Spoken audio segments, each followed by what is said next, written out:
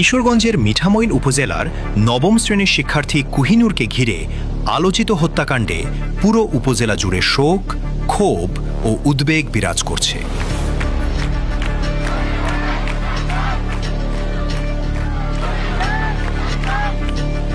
ঘটনাটিকে কেন্দ্র করে আইনশৃঙ্খলা বাহিনী তদন্ত চালিয়ে 2 জন সন্দেহভাজনকে গ্রেফতার করেছে।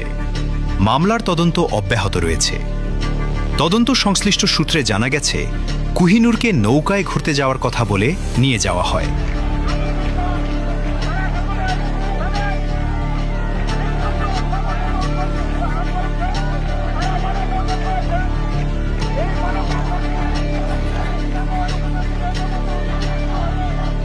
পরে তাকে সংঘবদ্ধভাবে ধর্ষণ করা হয় বলে অভিযোগ রয়েছে।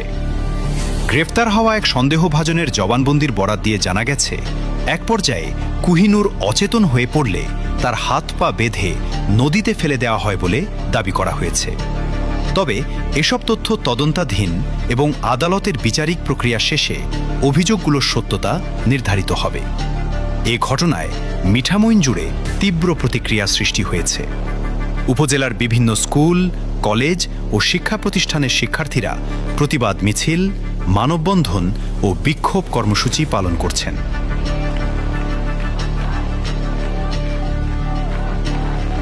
শিক্ষার্থীরা কুহিনুর হত্যার সুষ্ঠু ও নিরপেক্ষ তদন্ত, প্রকৃত অপরাধীদের দ্রুত গ্রেফতার এবং সর্বোচ্চ আইনগত শাস্তির দাবি জানাচ্ছেন।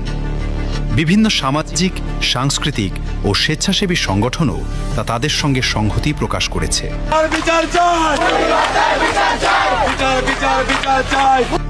স্থানীয় সচেতন মহলের মতে, নারী ও শিশুদের বিরুদ্ধে সংঘটিত এমন নৃশংস অপরাধের দ্রুত বিচার নিশ্চিত না হলে সমাজে অপরাধ প্রবণতা আরও বৃদ্ধি পেতে পারে। তাই তারা তদন্তে স্বচ্ছতা বজায় রেখে প্রকৃত অপরাধীদের আইনের সর্বোচ্চ শাস্তির আওতায় আনার আহ্বান জানিয়েছেন।